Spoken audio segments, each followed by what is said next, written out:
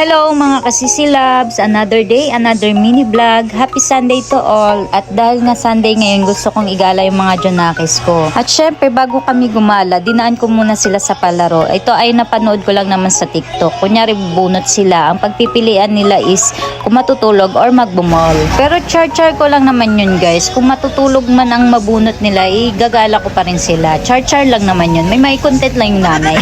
At ayun na nga guys, ready na kami. Pumara na kami ng tricycle at babiyahe kami papuntang Antipolo. Tara at samahan nyo kami sa aming pamamasyal mga kasisilabs.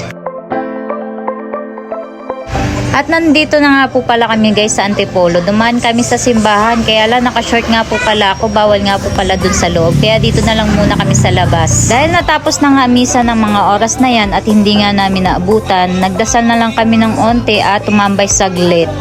At ayun na nga guys, naiinit na nga yung dalawang Jonakis ko sa labas ng simbahan at mainit-init na nga rin kaya gusto nang pumasok sa loob ng mall kaya pumasok na rin kami guys. Dito nga kami sa Victory Mall guys at sa Jollyland ko sila dinala para naman mahaba-habang oras nila at mas sulit naman nila yung paggagala nila kahit na sobrang mahal na ngayon ng entrance ng mga gantong palaruan guys. Grabe, gold na talaga yung mga entrance. So ayun na nga guys, busy muna kami, mag-enjoy muna ang nanay. Yung mga Jonakis ko pala.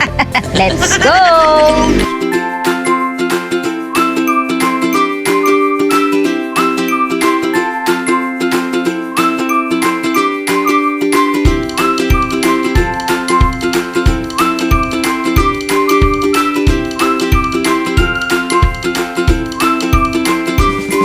At ayun na nga guys, nag-enjoy na talaga ang malaking bata dyan. Sorry naman guys, nag-enjoy talaga ako dyan. Kasi nga, hindi ko nga naranasan yan nung maliit pa ako. Kaya pinaparanas ko sa mga anak ko ngayon.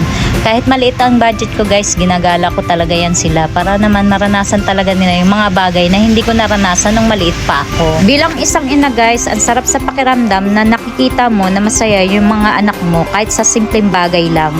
Kaya habang bata pa sila guys, ipaparanas ko talaga yan sa kanila kasi minsan lang sila maging bata.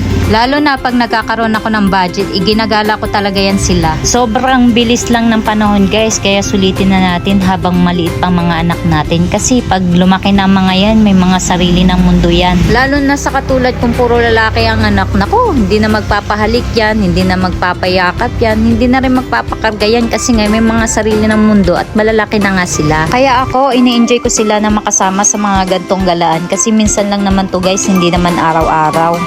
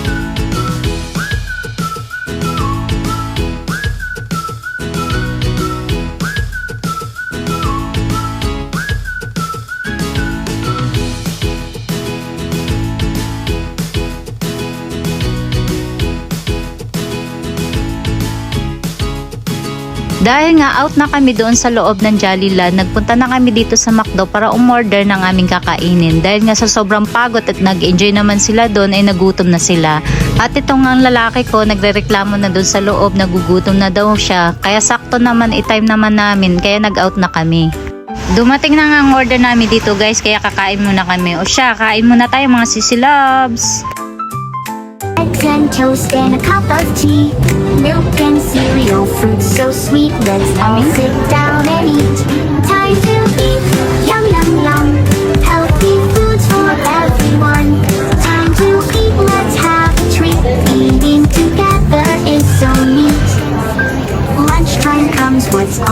plate. Sandwiches and veggies, feeling great. Soup and salad, tasty and healthy foods for everyone. Time to eat, let's have a treat. Eating together is so neat. Pamuso ka dyan. Dinner time, what's in store? Chicken and rice and so Dinner much tayo. more. Tama na yung Pasta laro. and peas, a wonderful meal. Eat together, what Na-enjoy a sa yelo ay. Ubuhin ka niyan. Uy. Antok na at napagod. time to eat. Yum, yum, yum. Healthy foods for everyone. Time to eat, let's have a treat. Eating together is so neat. Pagkatapos nga namin kumain guys ay naglibot-libot muna kami dito sa paligid ng Antipolo para naman sulit na sulit talaga ang paggagala nitong dalawan to. Kasi pag nakauwi na kami ng bahay, boring na naman silang dalawa. Mag-aaway na naman silang dalawa sa bahay.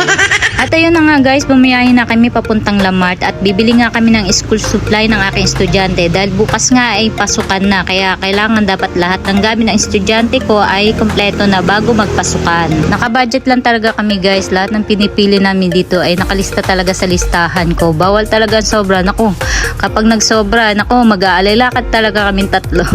Buti na lang walang nagtuturo talaga, lalo na tong maliit na to.